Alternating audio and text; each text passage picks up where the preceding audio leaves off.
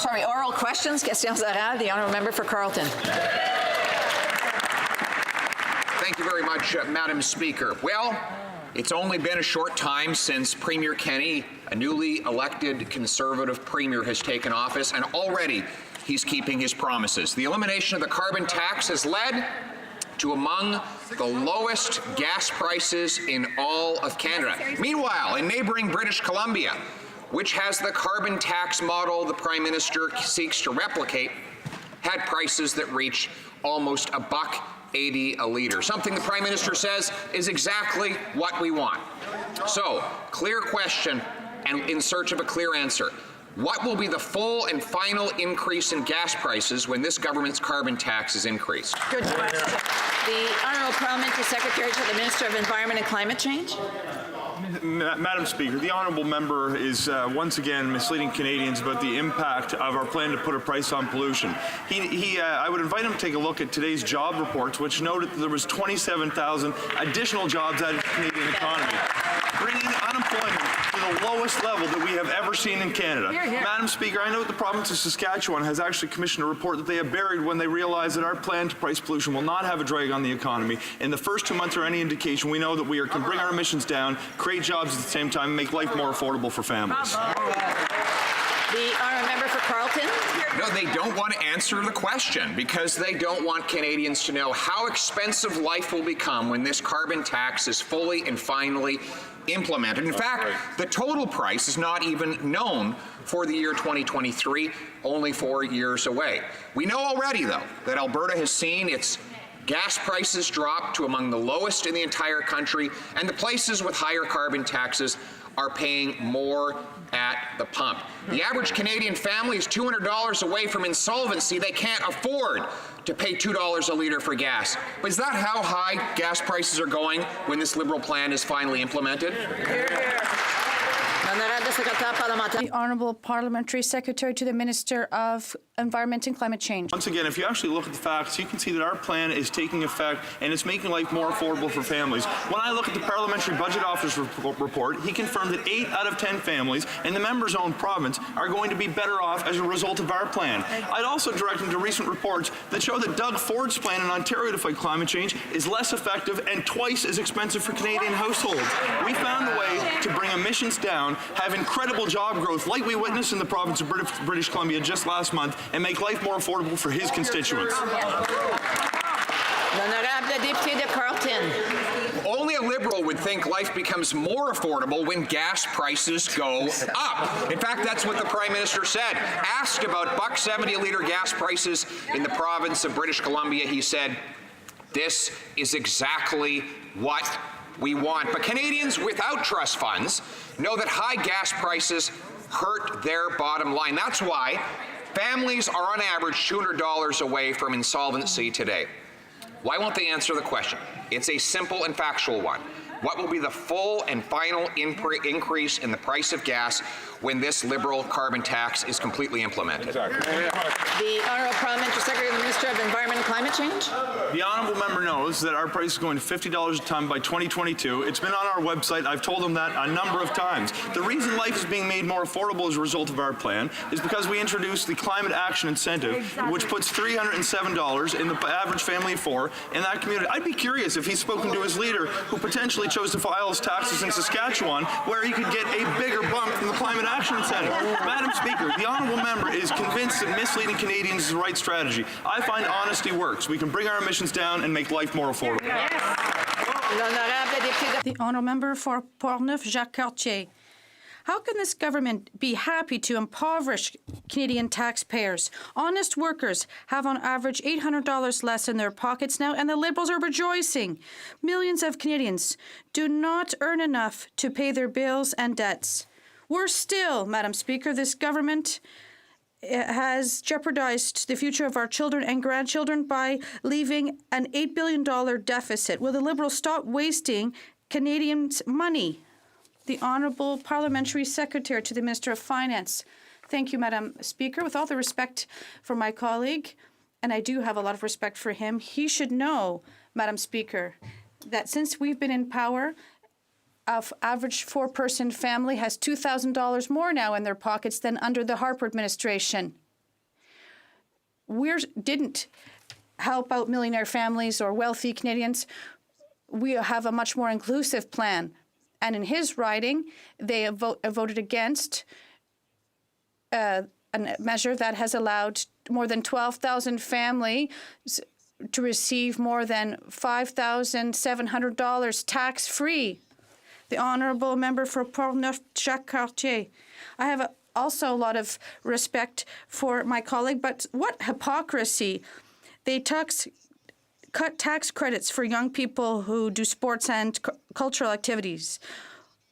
They give money with one hand and take it back with another, the Liberals.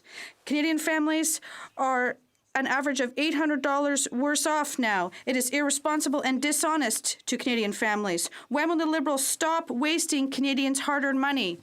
The Honourable Parliamentary Secretary. Madam Speaker, what's dishonest is that they cited a study from the Fraser Institute, which has been denounced by many. Well, the Canada Child Benefit helps many children in his riding, and it's making a major difference. It's insulting to say that about the CCB. Well, the tax credit for transit, what was this tax credit? We're talking about $13 a month when you fill up. That's out the forms. That's nothing compared to the CCB. The honourable member for Belley-Chambly. KPMG's clients accused of tax evasion are getting off again with a free pass. Once again, the Liberals are granting them tax amnesty. The privileged are well served by this government. And if they get into trouble, a friendly arrangement can always be found. Madam Speaker, what I want to know is whether the Liberals will stop offering preferential treatment and finally applying the same tax rules to everyone. The Honourable Parliamentary Secretary to the Minister of National Revenue. Our government is firmly committed to fighting tax evaders. Out-of-court settlements are reached through a fully independent process within the Canada Revenue Agency in collaboration with the Department of Justice. And this is to ensure the integrity of our tax system. And while we understand that settlements can be used appropriately in certain circumstances, the ministers directed the CRA to review its processes to allow for greater transparency on the reasons why a settlement is reached. Tax fairness is a fundamental pillar of our system. Canadians have seen improvements through the recent tax filing season, helping to ensure Canadians get the benefits and credits that they are entitled to. We are delivering. The honourable member for North Island, Powell River. Well, Madam Speaker, families across this country are just trying to make ends meet with skyrocketing housing costs, out-of-pocket healthcare, childcare, and the very basic of necessities. Instead of getting relief, the Liberal minister again is granting amnesty to KPMG clients accused of avoiding paying their fair share of taxes. When will this end? The government's priority is clearly their wealthy friends and not the everyday hardworking people of this country. So when will this Liberal government be accountable for their actions and take care of the people who work hard for our country? The Honourable Parliamentary Secretary to the Minister of National Revenue. Madam Speaker, I just want to remind Canadians that our government is firmly committed to supporting Canadians, making sure that their benefits and credits that they are entitled to are coming to them, and that's the improvements that we've been making in the CRA. But I also want to remind the member about the 1.5% reduction in the federal tax rate that's benefiting the majority of Canadians, and the increases to the Canada Child Benefit that we made tax-free, that it helps 9 out of 10 families. The improvements that we've been making for Canadians have benefited. Majority of families are getting $2,000 better off than they were under the previous government. Thank you. The honourable member for North Island, Powell River. Well, Madam Speaker, we're talking about tax evasion and about the real underlying issue, which is who are they going to care for, the wealthiest or the most vulnerable?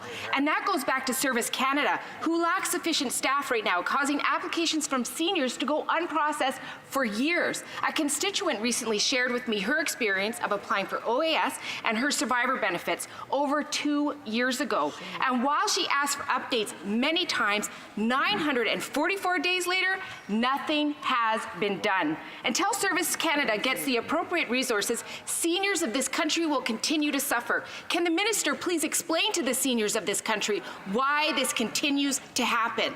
The Honourable Minister of Seniors. Madam Speaker, I'm happy to have the opportunity to speak about the strong work that our government has been doing for seniors. The members mentioning OAS and GIS. While we restored the age of eligibility of OAS and GIS, we've moved it from 67 to 65. This prevented 100,000 seniors from going into poverty. We increased the GIS for the most vulnerable single seniors. This has a positive impact on 900,000 seniors and lifted 57,000 seniors out of poverty. Other areas, Madam Speaker, $55 billion in a national housing strategy, $6 billion in home care and palliative care, because we know seniors want to age in place. We're going to continue to work hard for seniors. The Honourable Member for Belay-Chambly. Madam Speaker, the eligibility age has little importance when people have to wait for up to 2 years in some cases for OAS. We have to look at dignity for seniors.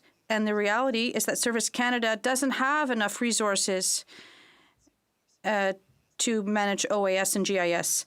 I'd like to ask the Minister a question. Can the Liberals finally stop saying this and really help out seniors so that they can benefit from OAS with dignity and benefit from this what they deserve? Thank you very much. We are very focused on making sure that Service Canada responds more quickly and more appropriately to inquiries. In fact, we've improved response times, but there's still a lot of work to do, and the recent Auditor General report has pointed us in a good direction. On the issue of OAS and CPP and automatic enrollment in GIS, we've taken steps to make sure that seniors are automatically enrolled through the tax system, to make sure that they get the benefits they're entitled to and retire with dignity. We've also invested heavily in reforms to CPP and changes to GIS to make sure they get more money as they enroll automatically. We're committed to making sure seniors are taken care of properly. Yes. The Honourable Member for Barrie Innisfil. Canada-China relations are now at their worst level since Ottawa established diplomatic relations with Communist China in 1970. The Chinese president refuses to take the Prime Minister's calls, while the foreign minister's attempts to contact our Chinese counterpart has been met with silence. All this is happening while Canadians are unlawfully detained and China continues to punish Canadian farmers and producers. Now the Prime Minister is saying he hopes to meet with the Chinese president in 3 weeks. He should have done that 6 months ago. Will the Prime Minister tell us how he expects to get a meeting with the Chinese president when he's put himself in such a weak position to do so? The Honourable Parliamentary Secretary to the Minister of Foreign Affairs. Thank you, Madam Speaker. Let's make no mistake about this. Canada has made its positions very clearly well known to the people of China and the government of China. Our government takes every opportunity to advocate for Canadians, their interests, and especially detained Canadians. Just 2 weeks ago, a parliamentary delegation went to China. We raised the issue of Canadians detained. I was on that delegation. Unfortunately, the Conservatives and the NDP sent no one. We raised the issue of detained Canadians, of human rights. We raised the issue of canola and of pork. We will do our job. We'll protect Canadians and their interests. The Honourable Member for Kitchener-Conestoga. Exactly, Madam Speaker. Since these Liberals visited China, the situation has gotten even worse. That's right. Madam Speaker, farmers and processors in my riding are paying for this Liberal government's failures. China is continuing to unfairly target Canada and is now taking aim at our pork producers. Now the Prime Minister is saying he might talk to the Chinese president in 3 weeks. This crisis has been going on for 6 months, Madam Speaker. When will the Prime Minister finally stand up for our ranchers and farmers and support our Canadian agricultural industry? Hear, hear.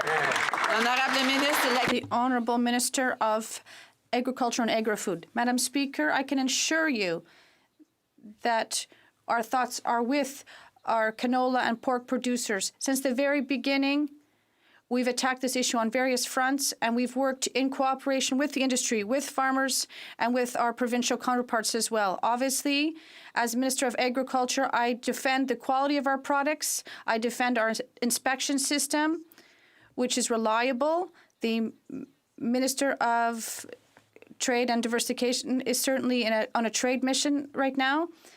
Thank you, Madam Speaker. Thank you, Madam Speaker. The Prime Minister has grossly mismanaged our relationship with China. Now we've learned that meat producers are next in China's target list.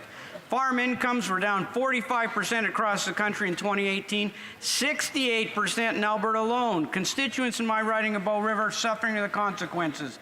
This crisis began 6 months ago. Now the Prime Minister is considering, maybe, meeting the President of China in 3 weeks. Gee, thanks. What's the Prime Minister waiting for to take some real action for my ag producers? The Honourable Minister of Agriculture and Agri-Food.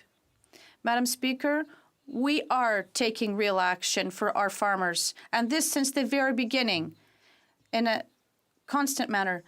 I met with my counterparts in China when I was in Japan, and for 2 days we did follow-up with the Canadian Food Inspection Agencies. We also looked at the canola issue with Chinese scientists. We also increased our support to farmers through an early payment program.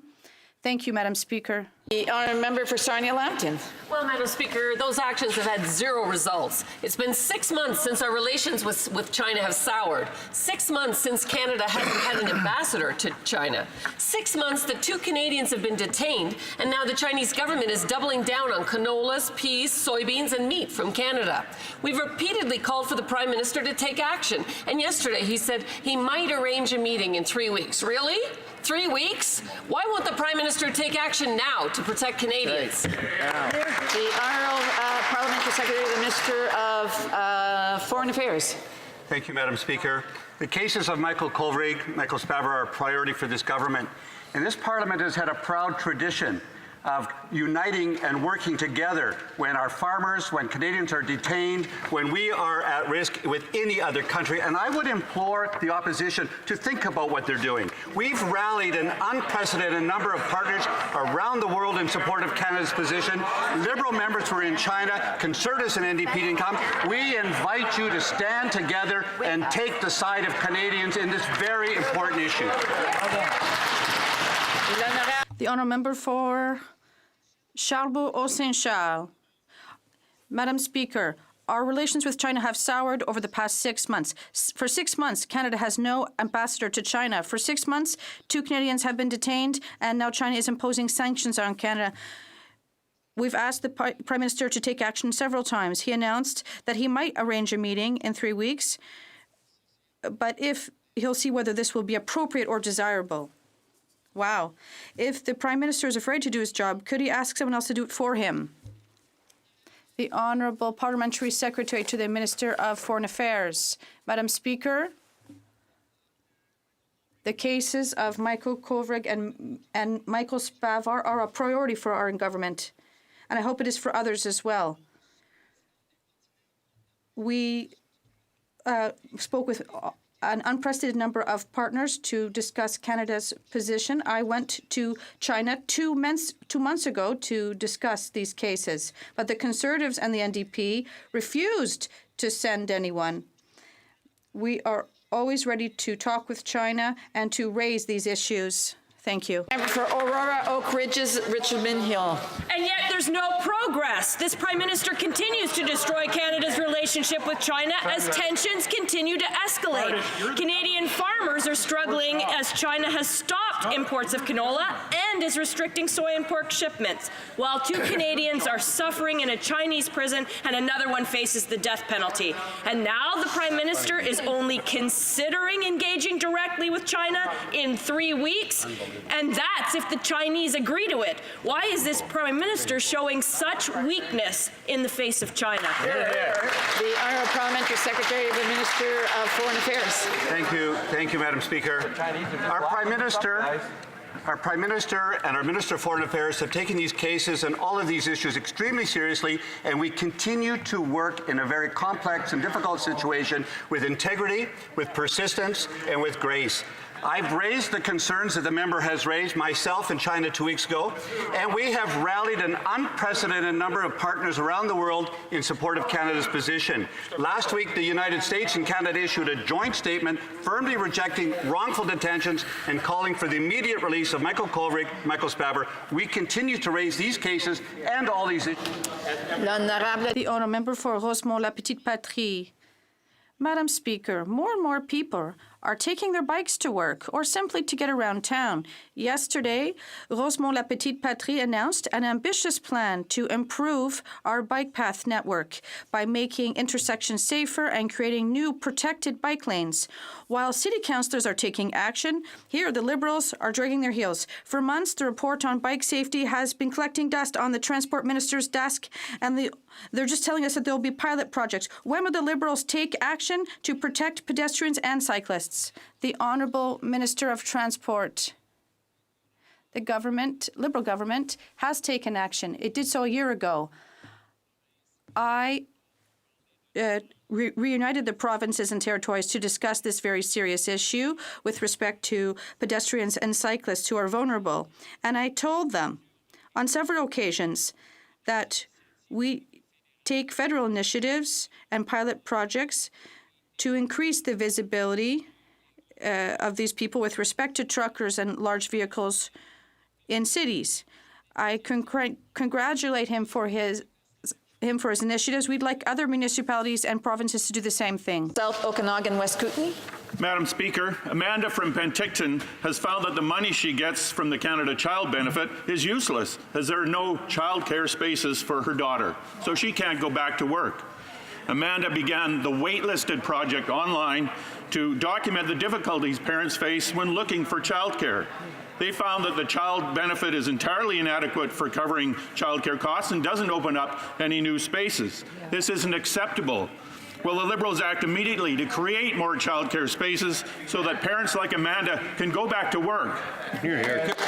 The Honourable Parliamentary Secretary to the Minister of Families, Children and Social Development. The focus on alleviating child poverty is one of the most important priorities this government has addressed in its first 4 years, and it's done it in several different ways. Of course, the Canada Child Benefit, which was massively increased and made tax-free, which the NDP voted against, is part of the solution. But the other part of the solution is the $7.5 billion we've invested through the provinces to create new daycare spaces, to create new daycare subsidies, and to support as well through the infrastructure program the construction of new daycare facilities. This government is committed to finding a solution to the problem, working with partners to get there, including Indigenous partners with the first ever distinction-based program. The Honourable Member for Durham. Madam Speaker, the Veterans Hospital in Sainte-Anne-de-Bellevue in Quebec was transferred from the federal government to the Quebec government in 2016. Unfortunately, under this Liberal government, care worsened, and this forced very elderly veterans to go to court to fight and obtain the services they were promised in St. Anne. Why are the Liberals letting down our veterans once again?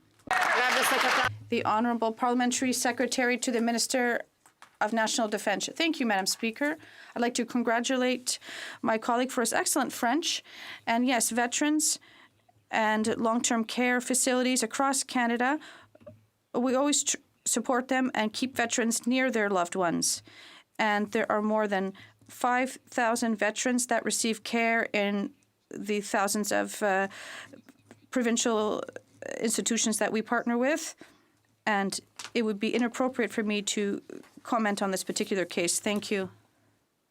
Madam Speaker, what's inappropriate is for the Liberal government to ignore our veterans. A day after we celebrated their win over tyranny in World War II, veterans like Wolf Solkin, who's the lead veteran at the St. Anne de Bellevue Hospital. He and his friends were the veterans that secured the democracy we have today. He's standing up for his fellow veterans at St. Anne's to ensure that they have the same level and quality of service and treatment that they had before the transfer in 2016. We can celebrate our veterans, Madam Speaker. Both sides respect that, but only this side can make it right. When will they commit to fixing the situation at St. Anne? The Honourable Parliamentary Secretary to the Minister of Defence. Thank you, Madam Speaker. As I said, this case is before the courts and it would be inappropriate for me to comment on it. Madam Speaker, what really hurts me is when I hear the Conservative members say that we aren't taking care of our veterans. And there are millions of dollars that has gone to defense and Veterans Affairs. Well, they laid off people, but we invested more than $10 billion in veterans. And we always stand up for them, support them, and offer them appropriate care when they need it. Caribou Prince George.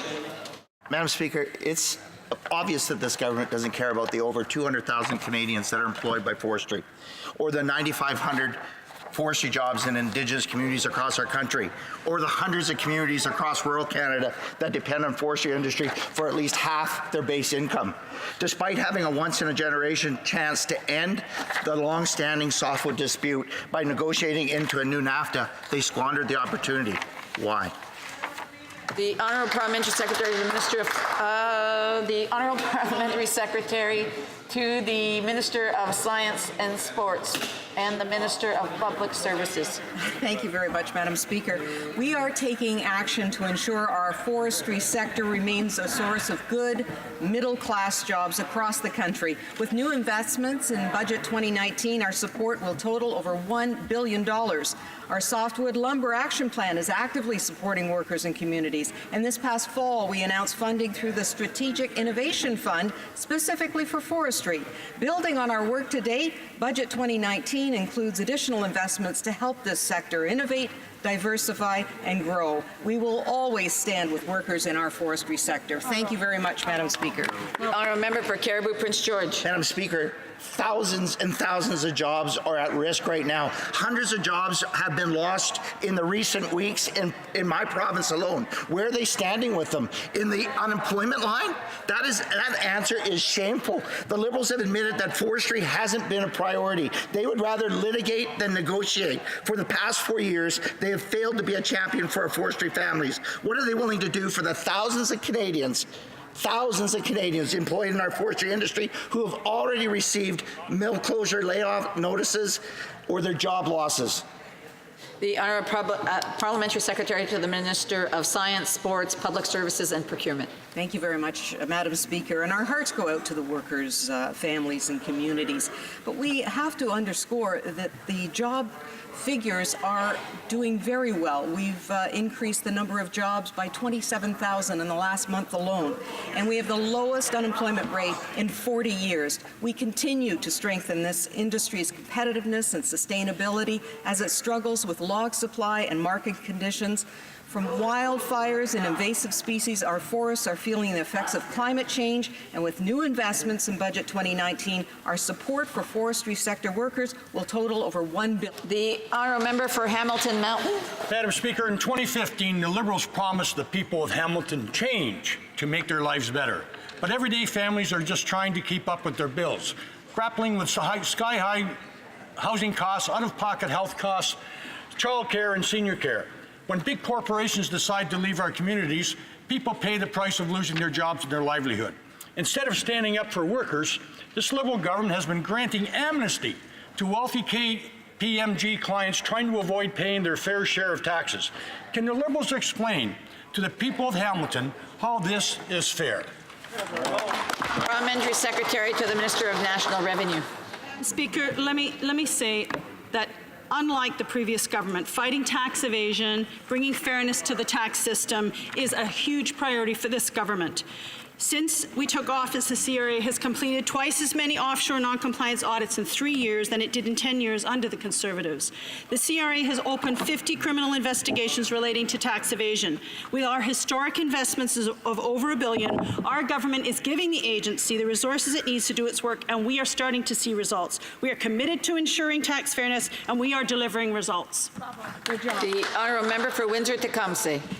Mr. Speaker, in 2015, Liberals promised all working people change to make their lives better. But workers and retirees in Windsor and Tecumseh and in the rest of Essex County, they can still lose their pensions because their deferred earnings because Liberals broke their promise. They didn't fix the bankruptcy laws that put their wealthy insider friends ahead of hardworking Canadians. And New Democrats know people rely on their pensions to retire with dignity and to take care of their loved ones. So are the Liberals going to explain now what they're doing to protect pensions? The Honourable Secretary Parlementaire du Ministre. The Honourable Parliamentary Secretary to the Finance Minister. Canadians deserve peace of mind when it comes to their retirement security. We're taking a whole-of-government approach, evidence-based approach to address retirement security for all Canadians. Our government held national consultations and heard pensioners, workers, lenders, and companies. And in Budget 2019, we took important steps to make insolvency proceedings fairer and more transparent, like ensuring better oversight over corporate behavior. Unlike the opposition, we know that it's possible to protect Canadians' retirement security without compromising businesses' ability to invest and grow and create good jobs. The honourable member for Toronto Danforth. Thank you, Madam Speaker. My colleagues in this place have heard me speak before about the importance of proper nutrition, and I'm sure that we all share in the belief that kids need access to healthy food and good nutrition habits in order to thrive and be productive. Kids in Canada and all around the world deserve access to healthy food. Can the Parliamentary Secretary to the Minister of International Development please update us on what Canada is doing to make sure that kids around the world have proper nourishment? The Honourable Parliamentary Secretary to the Minister of International Development. Thank you, Madam Speaker. Madam Speaker, by working together and promoting a comprehensive approach to nutrition and promoting the empowerment of women and girls takes us one step closer to gender equality. One example is Nutrition International, an important partner which helps nearly 500 million children annually and one of our key sponsors for Women Deliver in Vancouver. Their slogan, "She'll grow into it," speaks to the fact that women can and will make a difference if we reduce gender disparities and unleash the amazing potential of women and girls everywhere, Madam Speaker, and we'll make that a reality here in Canada and around the world. Thank you, Madam Speaker.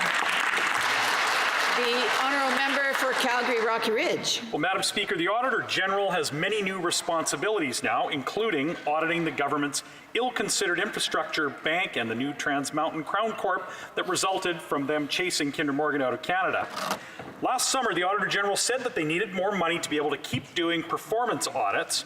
And last month, they told the Public Accounts Committee that they canceled audits, including on cybersecurity, because they didn't have enough money. What is this government trying to hide from the Auditor General? The Honourable Parliamentary Secretary to the Minister of the Treasury Board. Thank you, Madam Speaker.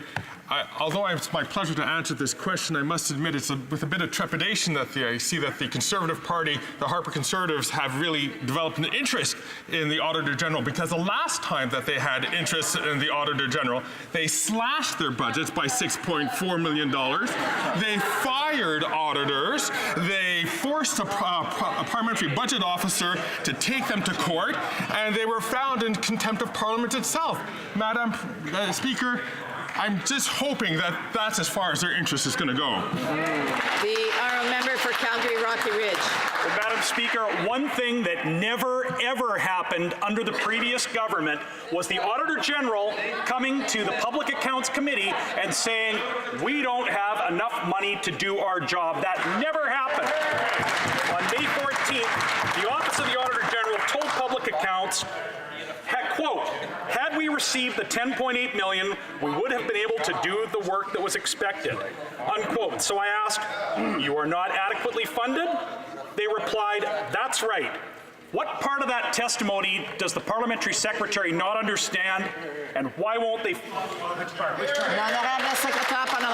The Honourable Parliamentary Secretary to the Minister, the Treasury Board. Thank you, Madam Speaker. Hey, Madam Speaker, the reason why probably the Auditor General feels that he could fearlessly and freely offer advice to this government is because we actually listen to them. But let's take a look at this conservative cavalcade of cowing, criticizing, and canning public servants who dared speak up to them. All I have to mention is Kevin Page, perhaps Richard Colvin, perhaps Linda Keane, perhaps Pat Storgren.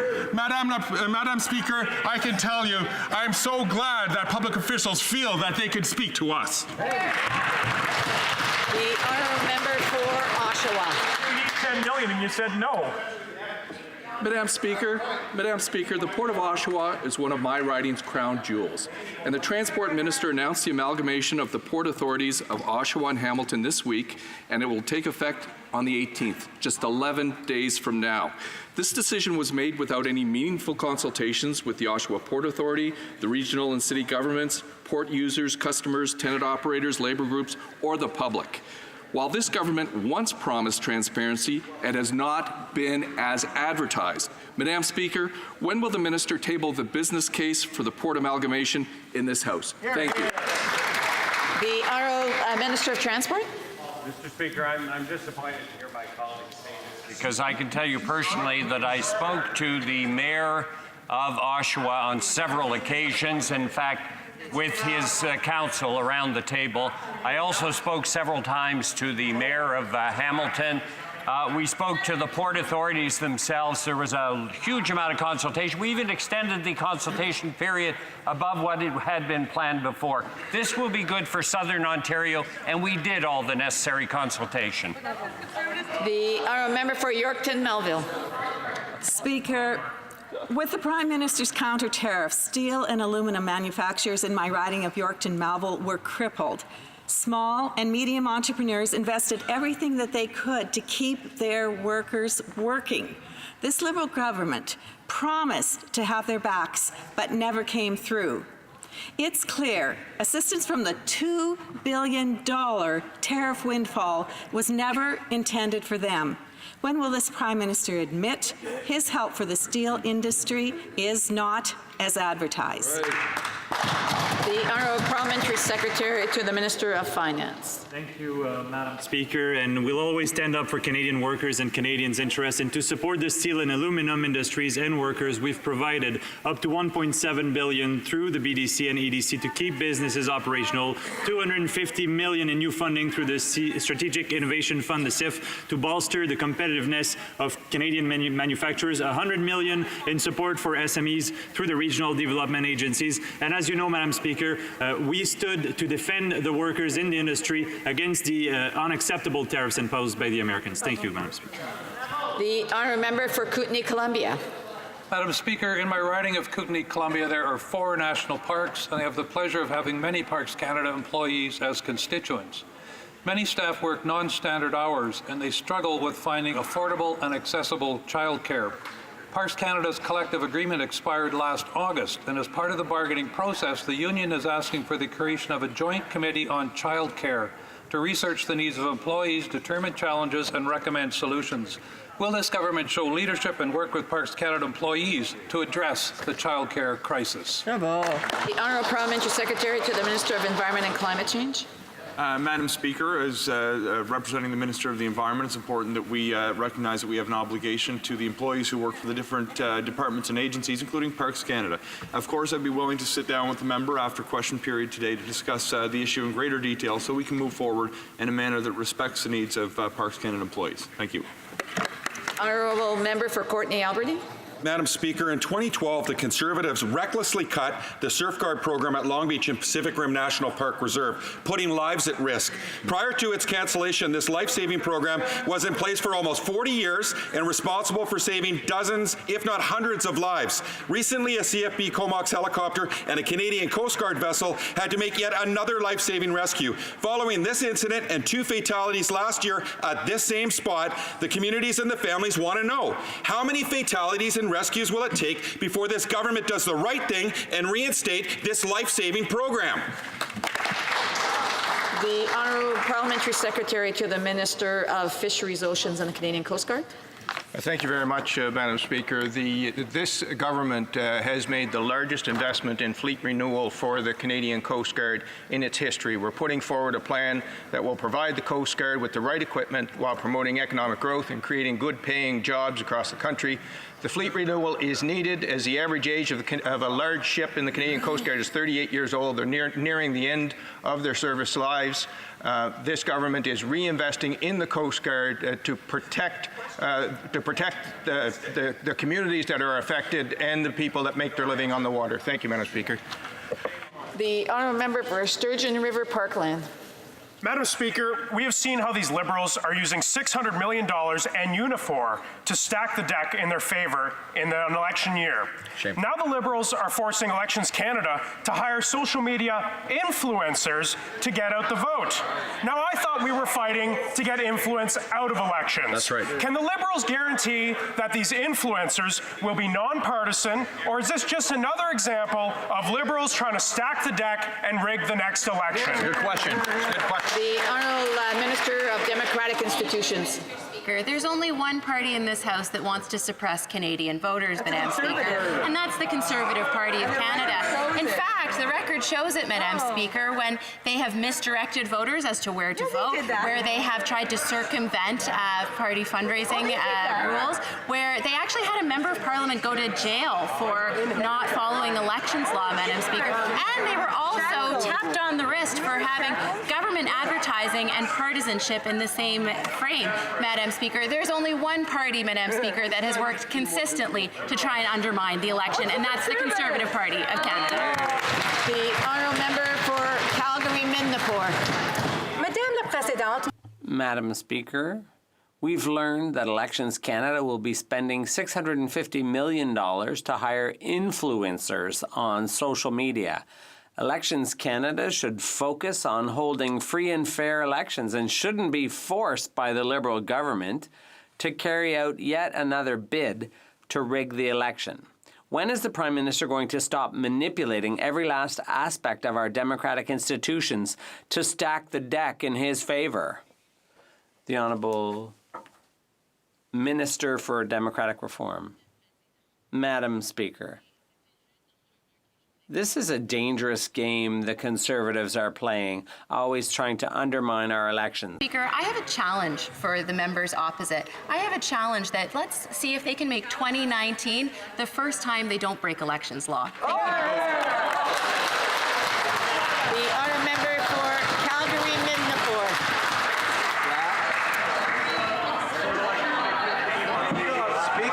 Speaking of your habits.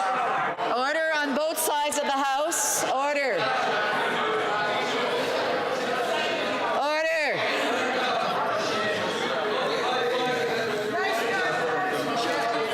Order on both sides of the House, please. The honourable member for Edmonton Manning will come to order. The honourable member for Calgary-Midnapore. Madame la Présidente, le seul.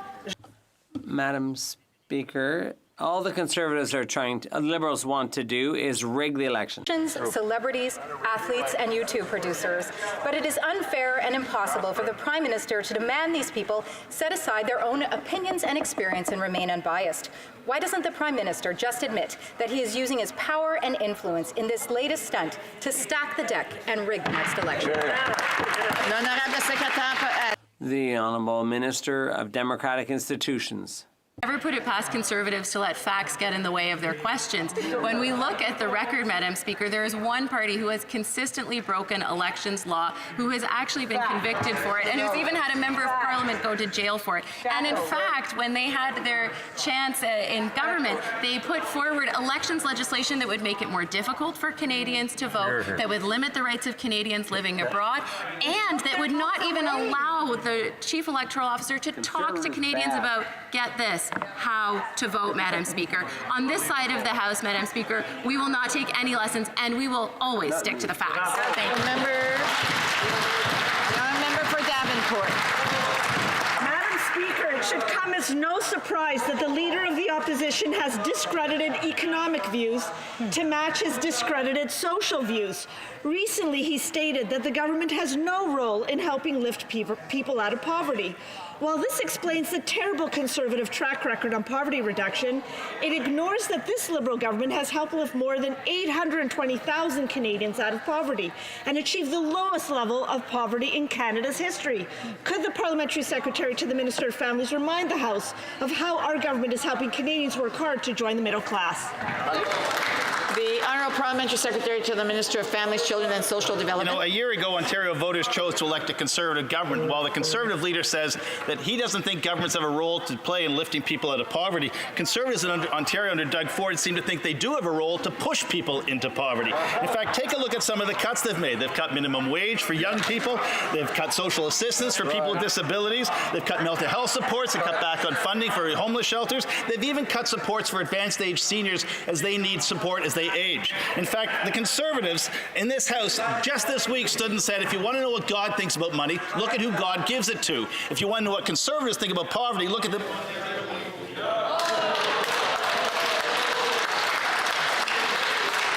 It is getting a bit bit noisy in here, so I would just ask, I would ask all members to ensure that they can hear the question and allow people to answer it. The honourable member for Haliburton, Kawartha Lakes Brock. Madam Speaker, the Eastern Ontario Regional Network has a plan to help people get the broadband and cellular service connections they need. Nearly 20% of Eastern Ontario has no cell service, putting Ontarians' lives at risk. The project is expected to generate up to 3,000 jobs over 10 years and potential revenues of $420 million. Municipalities, private sector partners, and the province have all committed. When will this Prime Minister start taking connectivity seriously and commit to funding this essential project? The Honourable Parliamentary Secretary to the Minister of Rural Economic Development. Progress in delivering infrastructure across the country and has approved 4,800 projects to date. We patiently wait for the Ford government to act on this and prioritize these projects, which they have failed to do in a timely manner and a collaborative way, even after we've extended the deadlines. We welcome this longer overdue interest on infrastructure by the government, and we're discussing the proposals with them and evaluating them properly. Instead of playing political games on this much-needed projects, we must work together to ensure that the needs of people are met and that we put shovels in the ground. Ford City Hall 11. The Honourable Member for Pontiac. The government understands that no relationship is more important than the one we have developed with Indigenous peoples, and unlike the previous government, we're committed to investing in reconciliation. Removing barriers and working with Indigenous communities to promote access to sport is a matter our government takes very seriously. So can the Minister of Science and Sport please tell this House about the important investment our government is making to help promote Indigenous access to sport? The Honourable Minister of Science and Sports. I'd like to thank my honourable colleague for an excellent question.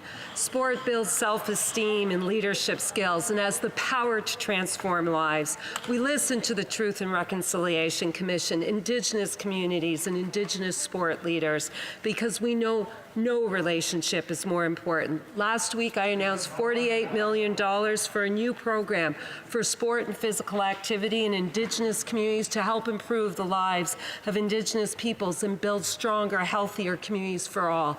Everyone deserves the opportunity to participate in sport. Hear, hear.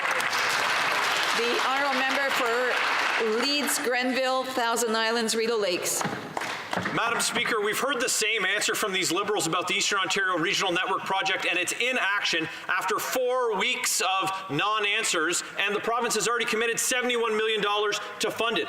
This project will save lives by connecting first responders on a dedicated network. Municipalities in the province have put people's safety first and committed their share. The Ontario government has stepped up. The municipalities have stepped up. When will this Liberal government and this Prime Minister finally put Eastern Ontarians' safety first and fund this project?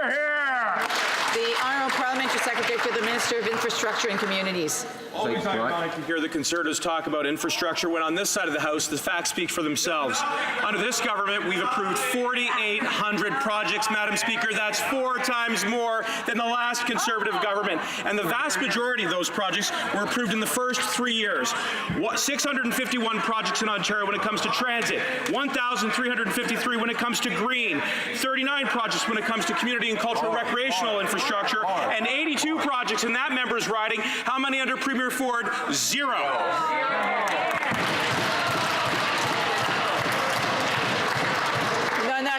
The Honourable Member for Manicouagan.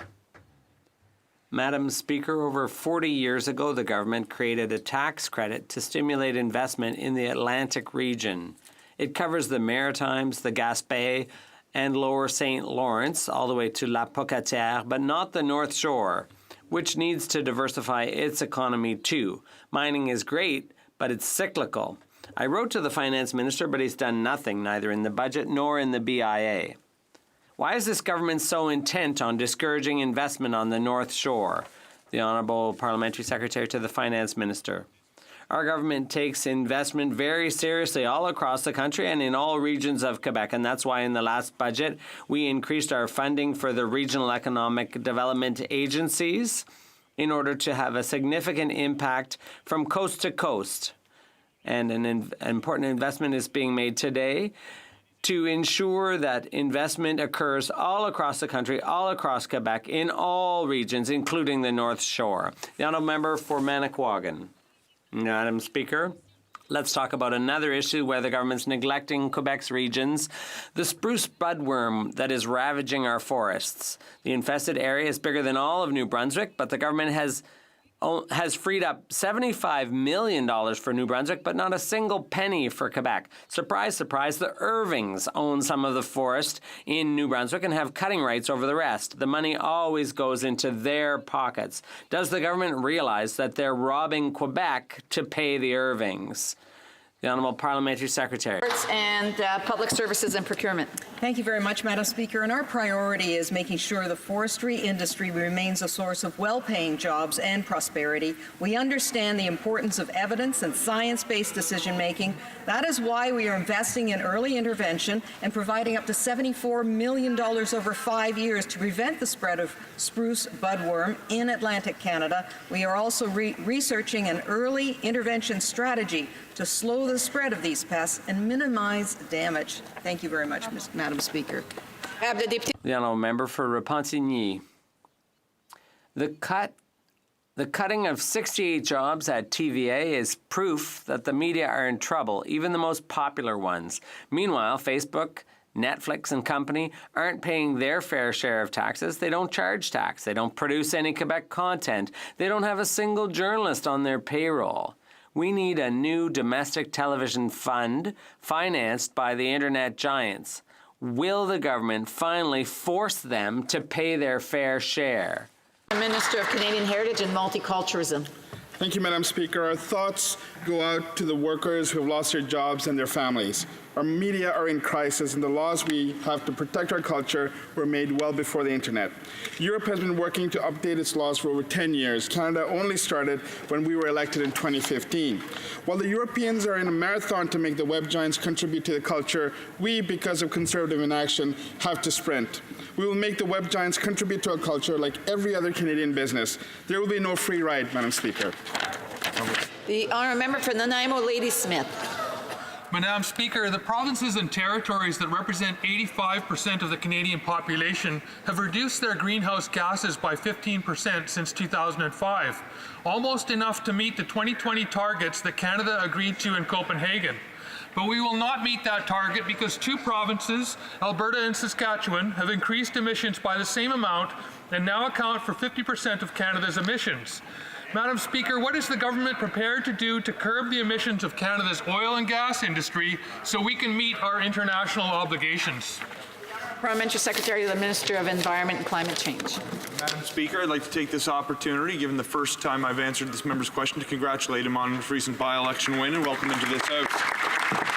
He's pointed to the fact that there's evidence that our plan is working across different provinces and across different sectors, but there is some work to do, and we've been working with the oil and gas sector in Canada to help that sector reduce its emissions in a number of ways. A few examples includes the phase-out of fossil fuel subsidies. I know we've already moved to phase out 8 ineffective tax-based fossil fuel subsidies, and we've introduced new regulations that are going to cut methane emissions by 45% in the short term. In addition, we're investing in research and development to help the sector reduce its emissions as we grow the economy.